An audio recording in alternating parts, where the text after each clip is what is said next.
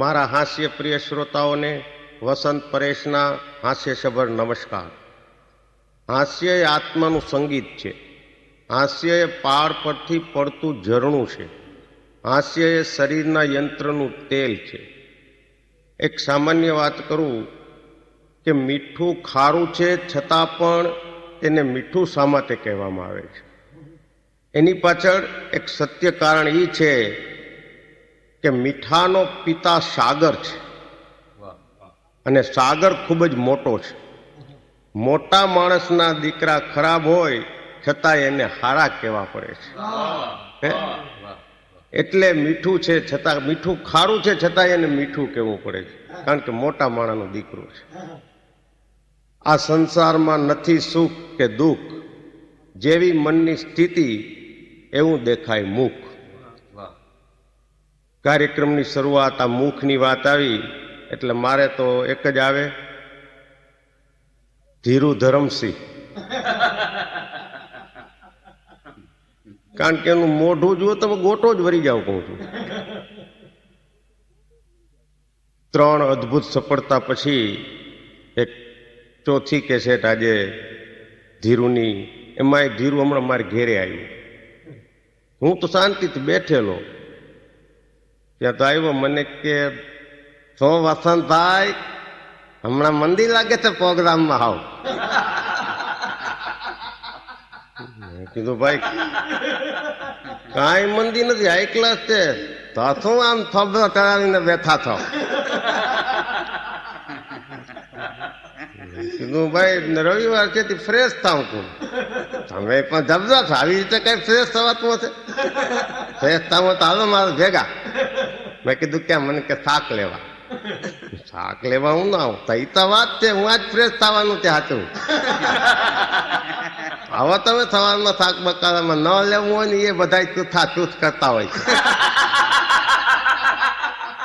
કાલે હું ગયો તો માર્કેટમાં, મારી બાજુમાં તો એક ભાઈ કહું તો તમે તું ચૂતી નાખ્યું હાવ. તેની પીચકાથી મારા મોઢામાં લીધું. બોલો. તો શાકવાળા મને કે તમે તું ખવાય. હવે એને આંધળાને ખબર છે, વળાય ઉડાઈ દઉં મોઢામાં ગઈ દઉં.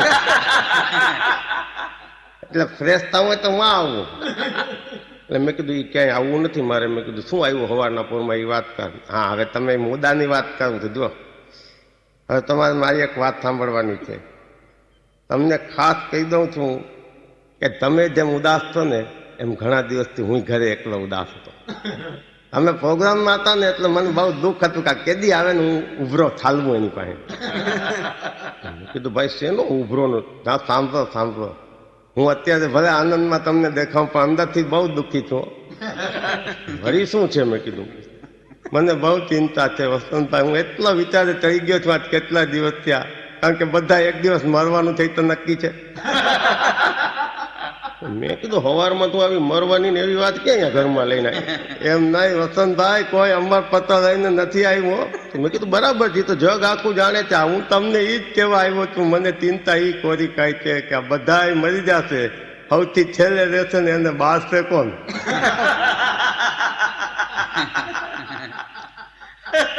હવે આવી ચિંતા મેં કીધું ધીરુ આપણે ન કરાય.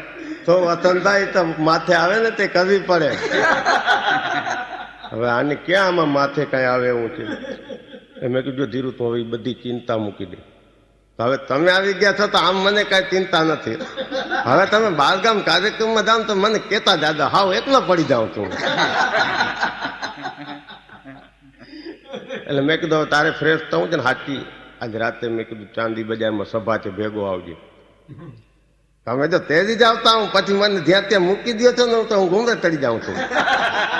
મેં કીધું એમાં કઈ મૂકી દેવાનું નથી, શાંતિ છે. આપડે તો સભા છે રાજકારણની, સાંભળી નાઈ લાવું છું. એમાં શું છે? તું મારા ભેગો રહેજે, આગળ જ બેરી સૌથી. તો હું તો તૈયાર થઈ જાઉં હમણાં જ. હમણાં નહીં, રાત્રે. વળી વસંતભાઈ તમે મારા જેવું બોલ્યા ને.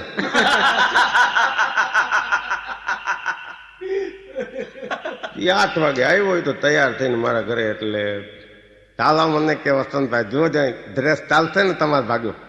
હા, મારા ભેગો ચાલશે, ચાલો. અમે બે નીકળ્યા ને ચાંદી બજારમાં સભા હતી. એમાં કંઈક નેતા તો થોડુંક બોલીને બે ગયા. પછી એના ભેગો એક પીએ હોય ને એ બોલવા ઊભો થયો. કે આ જે નેતા છે એ સૂરજ છે ને આપણે બધે એના કિરણો છીએ.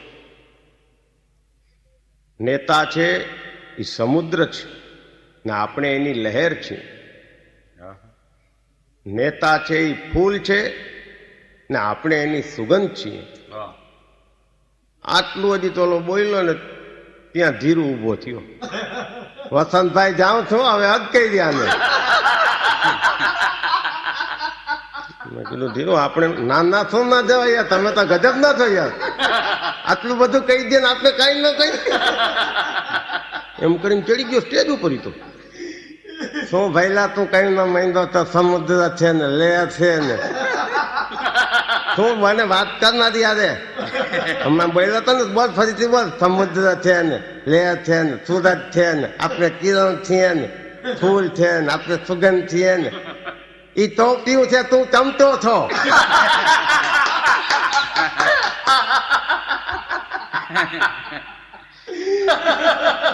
ભાગા ભાગી થઈ ગયો સભામાં. મેં જલ્દી ઉતાર્યો. મેં ધીરુ નીચે આવી જાય. ના ના વસંતભાઈ આજ તો મૂકું ને, કાંઈ નથી કરવું આપણે. હું કઈ રોજ રોજ આપણને ઉજાગરા કરાવીને આમ તેમ આવું બોલી બોલીને વયા જાય છે બધા. તમને પાછા કહેતા હતા મજા આવશે. શું તંબુ તો મજા આવે આમાં?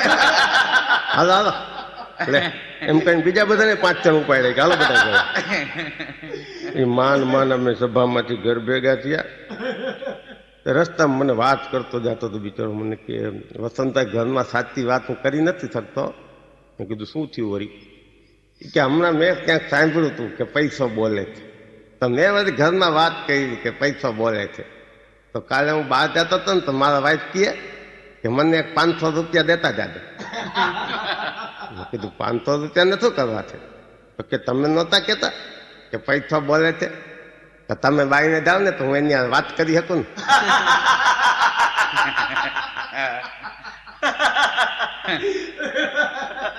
બોલો આમાં સારું કરીએ ને હલવાઈ જાય છે. બાકી આપણે એકવાર એને તમને કહી દઉં વસંતભાઈ પોલીસને ઘૂમરે નાખી દીધા હમણાં. મેં કીધું કેવી રીતે? મને કે સાંભળો હું જાતો હતો લીવના લઈને ઘાએ ઘા. તો સામેથી જોઈ ગયો ને હું તો પોલીસને જોઈ જ લઉં ગમે ત્યાં હોય. આપણે ગુનો કરવો પણ જીગરથી કરવો. એના પગ આગળ બ્રેક મારી. આ પોલીસ 3 ચક્કર ફરી ગયો.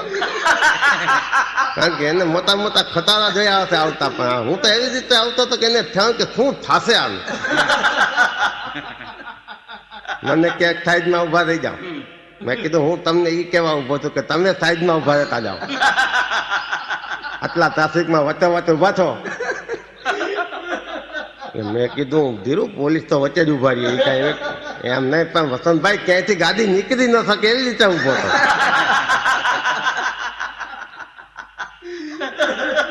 પછી વળી મને કે લાયસન્સ લાવો. હવે આ મને લાયસન્સ કોઈ દીધું હોય તો અમને કઢાવ્યું હોય ને. મને દેતું જ નથી કોઈ લાયસન્સ. એટલે મેં એને કીધું કે જો ભાઈ મારી પાસે લાયસન્સ નથી પણ તું ઓળખાણ દે ને એવી આપું. બોલ વસંત પરેશ મને ઓળખે. મેં એમ કીધું તો બોલો ના પાડી. ન ચાલે આમાં વસંત પરેશ ને હું. ધીરુ કે DSP સાહેબ ઓળખે તો ચાલે? ન ચાલે. તો કે તો હવે શું કરું? પોલીસ વાળો મને કહે રામદાસ ધમાદાર જો તને ઓળખતો હોય ને તો હાલે. કીધું રામદાસ ધમાદાર કોણ? તો પોલીસ વાળો કે હું.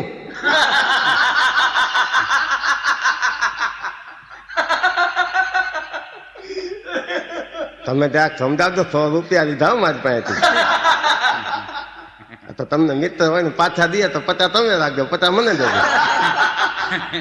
હવે મેં કીધું એ કાંઈ પાછા બાછા ના દે. તારે મેં કીધું છે ને લાયસન્સ વગર ધીરું ફેરવાય જ નહીં. શું વસંતભાઈ આપણે કામ હોય તો નીકળવા હોય, આમથી આમ થતા ના નીકળીએ ને. ફરી મેં કીધું મારી યાર ધોળ કરશે. મેં કીધું મજા ભલે નીકળે. શું એમાં કુદરતને કરવું છે. હમણાં થોડાક દી પહેલા ગમે એમ થયું તો બધી વાત પતી ગઈ હતી. ઓચિંતાનો એક દી હાંફળો ફાંફળો થતો આવ્યો મારી પાસે. વસંતભાઈ જો દુનિયામાં માણસો કેવી રીતે ઘૂમરે ચડી જાય છે, તમને હાઈ ક્લાસ દાખલો દઉં. બોલો તમારા પ્રોગ્રામમાં કેવા દેવું? મેં કીધું શું છે? તો સાંભળો, બેસી જાવ. ત્યાંથી ઉતાવળ નથી ને તમારે? મેં કીધું આમ તો ઉતાવળ તપ જ થાય હોય, તમારે ઉતાવળ જ હોય જાય.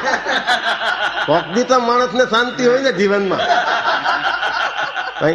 કઈ હોય તે પ્રોગ્રામ ના થેલકા લઈને ઉપડા હોય. શાંતિથી બેઠો તો હું વાત કરું. તો ના બેઠા હોય ત્યાં બીજા ગોતે 25 જણા બેઠા હોય, કઈ હરકી વાત ન થાય. અમારે વાત કઈ કરવી તમારી આજે? હવે થોડીક વાર બેઠો તો આજે મેળ પડી ગયો છે. એટલે મેં કીધું હાલ ને બેઠો છું. મને કે તમને ખ્યાલ નહીં હોય, ખાનગી વાત કહી દઉં છું. મારી બાજુમાં અમૃતલાલ શેઠ રહીએ, તમને ખબર છે ને? મેં કીધું હા, એ તો રહીએ છે, બહુ પૈસા વાળો માણસ. મેં કીધું એમ નહીં, એમાં તો એ ગોતે તરી ગયો. મેં કીધું થયું શું? એ વાત કરીને. પરમદી એના ઘરમાં ચોરી થઈ ગઈ. ગામમાં એનું નામ કેવું ધબધું, અમૃતલાલ શેઠ કહે તો માણસો આગા પાછા થઈ જાય. અને પાછો સેવા ભાવી માણસ. લગભગ 4 લાખ રૂપિયા ગયા. મેં કીધું શું હવે શું થયું? કે ને એમ નહીં, પૈસા ગયા ઉપરાંત જોખમ શું થયું એ તમે સાંભળો. આખું ગામ એના ઘરે આવે છે, બોલો, આશ્વાસન દેવા. ના આવે તો બધાને ચા નાસ્તા કરાવવા પડે ને. તો અમૃતલાલ શેઠ મને કહેતો હતો, મને કે આ 3 લાખ રૂપિયા તો તેલ પીવા ગયા, આ 2 લાખ નું તો ખાવાનું થઈ ગયું 3-4 દિવસ. આખું ગામ આવ્યું, બોલો, ઓળખાણ પીછાણ વગરના હાવ નાસ્તો મળે, કોણ ના આવે? બધા આવીને બેન પૂછે શું અમૃતલાલ બહુ સારી થઈ નહીં? એમ કરીને દાબી જાય ચેવડો. એ આદમી હું 2 વાર તો જમી આવ્યો, આપણે ખોટી એમાં આજ થોડીક શાંતિ હતી ને કે આખી કારણ કે ગામનું મોટું માણસ છે એટલે આની તપાસ CID ને સોંપી છે કે અમદાવાદથી ઉપરથી મોટે બધે કેટલા મોટા મોટા ઓફિસરો. આજે લગભગ 40 જણાનો કાફલો એ આવ્યો. તેના માટે દૂધપાક બનાવે છે અત્યારે. તો હું તમને એ કહેવા આવ્યો છું કે આજે તમને જો ઈચ્છા હોય તો 2 વાત આપણે નાખીએ ભેગા ભેગા, એટલે અમૃતલાલનું સાવ ઉઠમણું થઈ જાય. એટલે જે વાત પછી તો અમૃતલાલે સામેથી કહી દીધું CID વાળાને, ભાઈ મારે કાંઈ આમાં તપાસ કરવી નથી, મારા ઘરમાં ચોરી થઈ નથી. નકામું આમાં મારી પાસે થોડું ઘણું છે ને એ તમે ઠોકી જશો. એ જડે તો દઈ જાજો ને, આપણે કઈ ઉતાવળ નથી. આખું ગામ નથી એ કઈ કામ કરવા દેતા. 3 દિવસ ત્યાં તો અમૃતલાલ લેટ્રિન નથી ગયા. હજી જેવા જાય ત્યાં કોઈ કાદા બહુ કઈ હોય ગયા.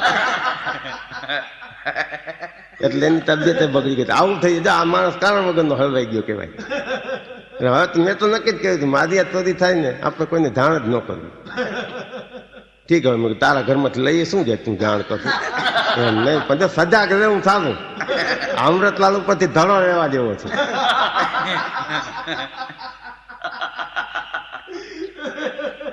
બાકી હમણાં તો કુદરત શું કરવા બેઠી છે વસંતભાઈ કઈ ખબર નથી પડતી.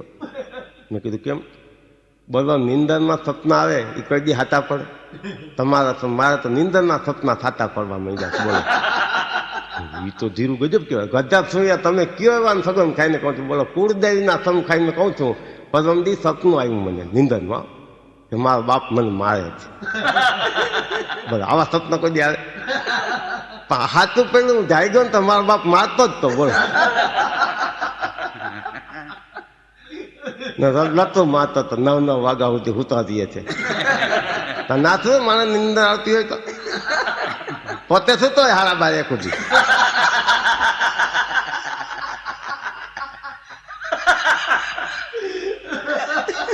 અમે તો હજી સારું છે ઘોઘેડા નથી ઘેરતા. મારા બાપ ધર ઘોઘેડા ઘેરે આવા 4 ઉઠી જાય અને પોતે 12:30 સુધી તડકા ચડે ત્યાં સુધી ઘોરતો આપણને વધે. ઠીક આવે વસંતભાઈ, તો તમને તો ખબર છે મારા કુટુંબમાં પહેલેથી આવું બધું હાલ્યું આવે છે. હું તો સહનશીલતાની મૂર્તિ છું. જેથી આ મૂર્તિ ખંડિત થશે ને તેથી બધાને યાદ આવી.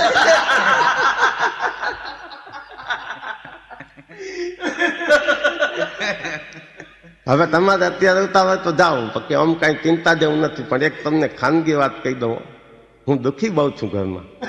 ભલે હું તમને આટલો હતાવું તો આટલી વાત કરું છું, પણ અંદાજ ખાનેથી સાવ તૂટી ગયો છું. હું બધું તમે જેમ કીધું એમ તમે જે છોકરી બચકાવી એની હારે પરણી લીધું છું બધું. હવે કોઈ દેખાતા નથી, હું બધું સમજુ છું.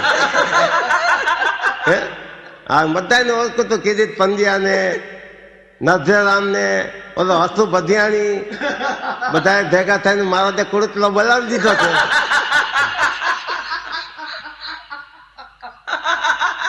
કઈ વાંધો નહીં, કોક દી તો હારાવાનો થશે ને, છોકરો મોટો થઈ ગયો છે, ખબર છે ને. હવે તો એ જોક બોક કરે છો. શું વાત કરો છો? અરે જો તમારી સામે ઉભો ના કરો તો તમે મને કહેજો. સાંભળવો તમારે? મેં કહ્યું ના, શું તમને મારા સમજાય અહીંથી ખસતા નહીં. એક જ મિનિટમાં આવ્યો, બોલ. હાઈક કરું તો છોકરાને ઘરેથી લઈ આવ્યો. વસંત અંકલ આપણા ઘરે આવે છે ને? છોકરો કે હા. સમજાવે ને, સમજાવ જોક કોને કહેવાય. મને તો પરસેવો વાળી દીધું. મેં કીધું સાંભળો હવે જોક આની પાસેથી. તમે શું બધા ગામને ગોતે ચડાવો છો? તમને ગોતે ચડાવી દીધો અમે 1 મિનિટમાં. મેં હવે છોકરાને કીધું, મેં કીધું બોલ બાબા, શું તને જોક આવડે? મને કે જોક આવડે પણ મારા પપ્પા જેવું મોઢું કરતા ના આવડે.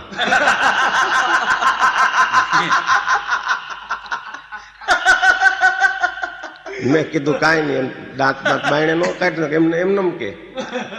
તો મને કે અંકલ કે એક હાથી ને કીડી છે ને, બેયને પ્રેમ થઈ ગયો. તો બોલ. તો કીડીને હાથીને પ્રેમ થઈ ગયો ને, તો રોજ મહિલા વગર હાલે જ નહીં. પ્રેમ થાય તો મળવું જોઈએ ને.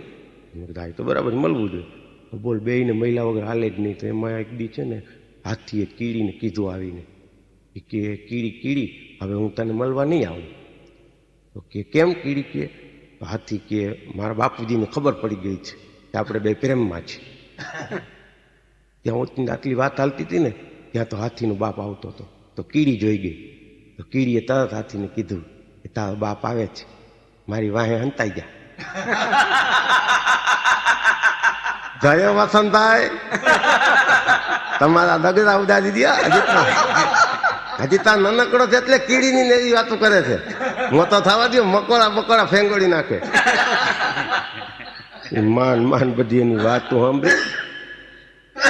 મેં કીધું મારે હવે બેંકનું ટાઈમ થઈ ગયો, હું નીકળું છું. તો ભલે નીકળો, પણ હવે તમે શાંતિ હોય ને તો મારે તમને એક વાત કરવાની છે. જેથી તમે સાવ ફ્રી હોય ને, તમને એમ લાગે કે આજ પ્રોગ્રામ નથી ને કાંઈ નથી, એકલો ધીરજ છે જીવનમાં, એવું લાગે ને, તો આપણે બેસશું અડધી કલાક. મેં કીધું તો જે હોય તો કહી દેજે, એમાં કઈ ઓલું ટેન્શન ન રાખજે. ટેન્શન તો તમને આવવાનું છે, હું વાત કરી છે એટલે એ તમને અત્યારથી કહી દઉં. તો રેવા દો ધીરું. હવે એમને વાત કર ત્યારે રેવા દો, ટેન્શન આવે એટલે. અમે કેટલા ટેન્શનમાં જિંદગી ગુજારીએ છીએ તમને ખબર છે? તમે ઘરમાં આવો, અમે કોકમ વગરની દાળ ખાઈથી 9 દિવસ થઈ ગયા. એનું કારણ કે જિંદગીના બધા સ્વાદ વયા ગયા વસંતભાઈ. હવે કુટુંબમાં એક દિવસ નીકળે એવું નથી. તમે કીધું હવે હું આજ રજા લઈ લઉં બેંકેથી, તું કહેતો હતો. જો એવી વાત કરતા હોય ને તો હું તો કહું છું લઈ જ લ્યો, કારણ કે મારી વાત અહીંયા સુધી આવી ગઈ છે. અને અહીંયા સુધી વાત આવે ને એટલે કઢાવી નાખવી જાય. નકર શું છે, ઉભરો દો અહીંયા સુધી આવી જાય ને તો કોક દી ડૂમો આવી જાય. બરાબર ને? મેં કીધું ટૂંકમાં પતાવી દેવો, એમ નહીં. જો વસંતભાઈ તમને સાચી વાત કહું, બહુ દુઃખી છું આ ઘરમાં. તાત્કાલિક મકાન ગોતો આપણા માટે. મકાન તો અત્યારે રિલાયન્સની હિસાબે ધીરું બહુ ભાડા છે અત્યારે. તું જવાબ ભાઈ 2 જણાને તમે વાત કરશો ને હું વાત કરી તો ધીરે ધીરે મેળ તો પડશે જ ને. બાકી દુકાનમાંથી હું છૂટો થાઉં છું, તમને ખબર છે ને? મને તો કઈ ખબર. તમને એટલે તો કહું છું, તમને હજી કઈ જાણ્યું જ નથી મારું. એકલા પ્રોગ્રામમાં જ ધ્યાન દીધું છે. કોક દી મિત્ર આમ જોવાય વસંતભાઈ. મેં કીધું શું તારી પાસે પૈસાની સગવડ છે? જો હું હપ્તે બધું આપવા તૈયાર છું, મને ક્યાંક ગોઠવી દો હાઈ ક્લાસ મકાન. મેં કીધું તપાસ કરી, ધીરે ધીરે ક્યાંય મેળ પડી જાય બધાને વાત કરી રાખી. હું મારી એક તમન્ના છે, બાકી હવે આ કુટુંબમાં નથી કોઈ સાર નથી જીવનમાં, સમજી લ્યો ને. અને હવે અમે જેટલું મોડું કરશો ને, એક બીજી વાત તમને કહી દઉં, કદાચ અમારા કુટુંબમાં કોઈક દવા બવા પી જશે ને તો તમારા ઉપર આવશો. મારા ઉપર કેવી રીતે આવે?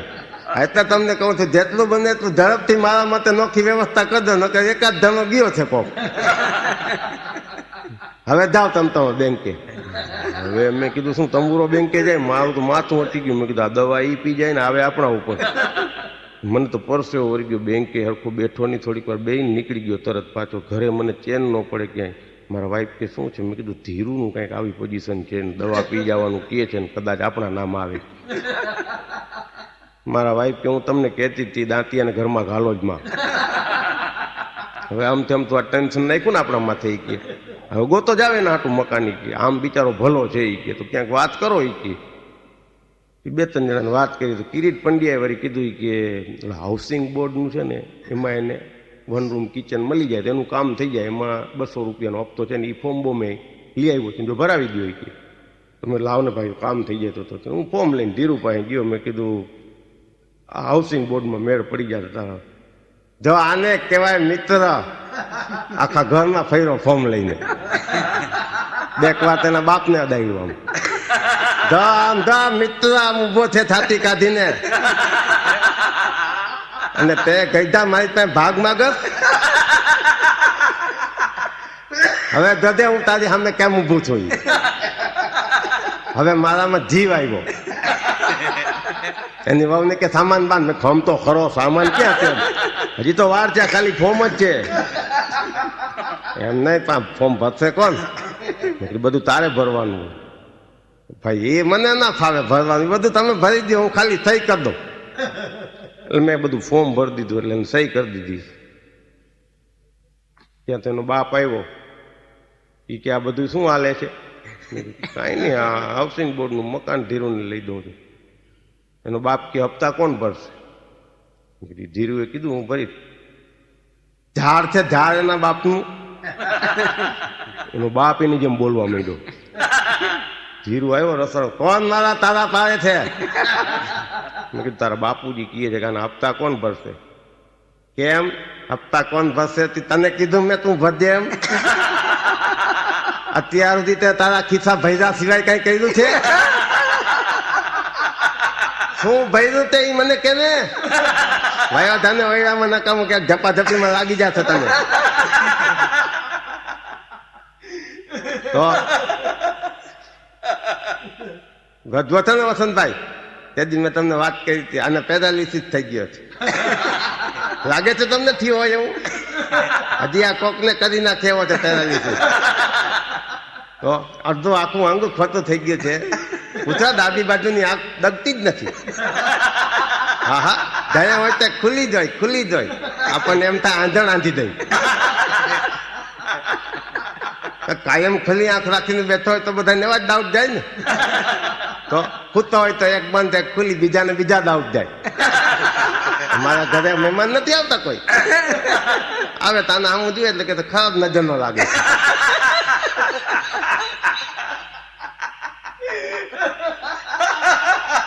મારે બધી કેવું પડે પેરાલિસિસ છે ને એટલે એક ખુલેલી રહે છે એક બંધ રહે. 3 મહિના થયા તો હું આ બધું કઈ ને થાકી ગયો છું માનસિક રીતે. તો વચમાં તો મારી ખુલ્લી રહેવા માંડી હતી, કારણ કે આમાં તો ચેપ લાગે ને ભેગા થતા હોય એટલે. યાને ખબર છે આ ફોર્મ પછી તો ઘણું બધું સુધરી જવાનું છે. એટલે તમે તમારે વસંતભાઈ ચિંતા ન કરો. કેટલો હપ્તો આવશે? મેં કીધું 200 રૂપિયા કહે છે.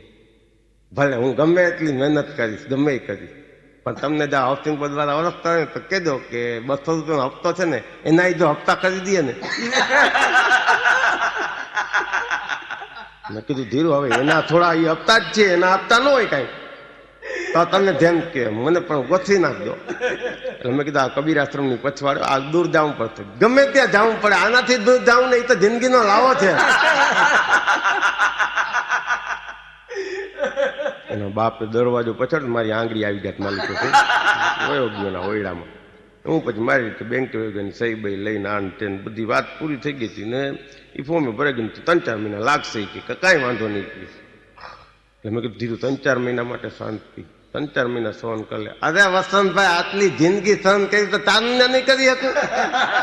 પછી તો એને જ સહન કરવાનું છે ને. પછી હું જાઉં છું ઘરમાં બધું કેમ હાલે છે. બાકીના 3 દીકરા તો જોશે ને હલમ દસ્તા જેવા હોતા હોય છે આખો. અત્યાર સુધી ઘર ધીરિયા ઉપર હાલતું હતું, હવે ખબર પડશે ધીરિયો નહીં હોય ને ત્યાં ધીરિયાની કિંમત થશે. મારા બાપને જો બીજી બાજુ પેરાલિસિસ ના થઈ જાય તો મને કહેજો, કારણ કે આ કઈ ઓછો નથી. વસંતભાઈ અહીંયા સુધીમાં આવી ગયો છું. આમ કે છે ને ઘરમાં પૈસા નથી, દુકાનમાં હમણાં નવું સતત નખાય મને. મેં કીધું ધીરું, અત્યારે આ રિલાયન્સની હિસાબે એટલો બધો ટ્રાફિક થઈ ગયો છે ને, આમ તેમ ચોરી ચપાટીને બહુ બધું વધી ગયું છે, બહારના માણસો એટલા આવી ગયા છે ને એવું બધું થઈ ગયું છે ને, ઘાસનું સારું કર્યું દુકાનમાં ચોરી ન થાય. હું ક્યાં ના પાડું છું, એને સતત નખાયું. આપણે આ સંદાય કોઈ દી સતત જોયું નથી, બરાબર. તો હું તો રોજ દુકાન ખોલતો જઈ, હું તો જઈને મને કીધું હતું, મને કે એમાં કાંઈ હોય નહીં, ખોલી તારું અને હું તો કર નખાય એટલે ખોલી જાય, બરાબર ને.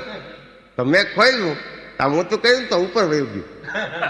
હવે આપણે તો કઈ ખબર નહીં, તો હું ઉપર વાળા ચંદ્રકાંતભાઈને પૂછવા ગયો, ઉપરની દુકાન વાળાને, કે અમારું થતા તમારી આવ્યું છે? તો બોલો મારા બાપુએ તમાતો મારી લીધો મને.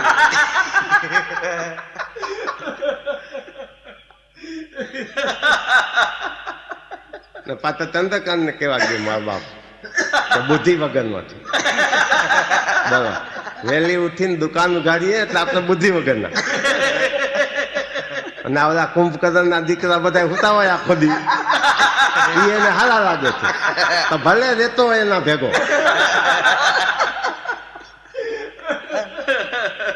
આપણે તો કોઈ દી જોયું નતું, લાગે ને. મેં કીધું સતત સલું ગયું ક્યાં ઉપર? તો મને એમ કે રાતે બંધ કરવા તારે પછી માગવા જાઉં, એના કરતા અત્યારે જ લઈ લઉં. જવા દો એ બધી મગજમારી, તમે રહેવા દો. વસંતભાઈ દીદી તમને કહી દઉં, હમણાં પાછો વળી 2-3 દિવસ ટેન્શન ઊભું થયો હતો. વળી શું થયું? હવે આ ખાનગી વાત છે, અત્યારે કોઈને કીધું નથી, પણ ઘરવાળીને આ કાંઈ ખબર ના પડી જાય આપણે નોખા થાય થી. તે દી આપણે તારા ઘરમાં બધી વાત તો થઈ, તો એને તો ખબર પડશે જ ને. ઈ છે ને એ ઘરગથ્થુ બાઈ છે, હજી એ બધાના પગ દાબતી હોય છે ને એવું કરતી હોય છે. એને એમ છે કે આ કુટુંબ છે સુખી છે, આમાં કઈ સુખ મળે એમ છે ને. મેં 1000 વાર કીધું છે. પૂછો, કાલ એને હું લઈ ગયો તો એને સમજાવી દઈશ. આમ તો કાંઈ ચિંતા જેવું નથી. કાલ મને કે ચંપલ લઈ ગયો, હું ના પાડું એક વાત નહીં. ભલે મારી પાસે પૈસા ન હોય તો, મારી પાસે 40 રૂપિયા હતા, હું લઈને નીકળી પડ્યો કે ચાલ ચંપલ. દુકાનવાળા કે 60 રૂપિયા. મેં કીધું 20 રૂપિયા હું પછી આપી જાય. ન ચાલે કે બાકી નથી રાખતા કોઈને. મેં કીધું વસંતભાઈ નામ દીધું. મેં કીધું બધે મારું નામ મોચીની અને બધે હું શું એમ નહીં. વસંતભાઈ એને ના જ પાડી મોચી એ કે આમાં વસંતભાઈ ને નથી રાખતા. તો પછી મેં શું કીધું, કાંઈ વાંધો નહીં. મેં કીધું તું જેમ ભાઈ સિદ્ધાંત વાળો છો ને એમ ધીરો સિદ્ધાંત વાળો છે. આલે આ 40 રૂપિયા બરાબર, મારે તને 20 રૂપિયા દેવાના ને, એ પછી આપી દે. ન ચાલે, ન શું કામ ચાલે ભાઈ? એક જ ચંપલ દે, પછી તો તને વિશ્વાસ આવે કે ના આવે? એટલે કે તો બરાબર છે, તો ધૈર્ય તું સાચો. એક ચંપલ લઈ આવ્યો.